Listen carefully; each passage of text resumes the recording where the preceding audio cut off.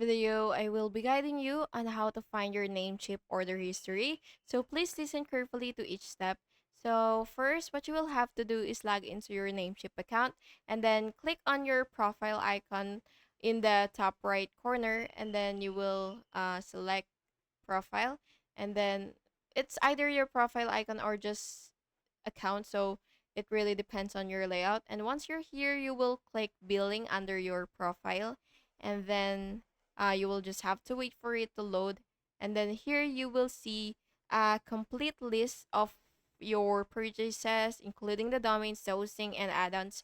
So basically, here are the orders, the transaction, the up orders, up transactions, and all that. And what you will do is basically just click view details or view all next to the order that to see your invoice details, the payment status, or renewal information.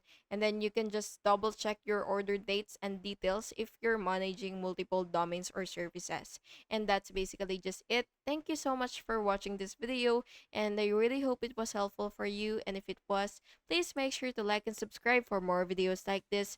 Thank you and have a good day.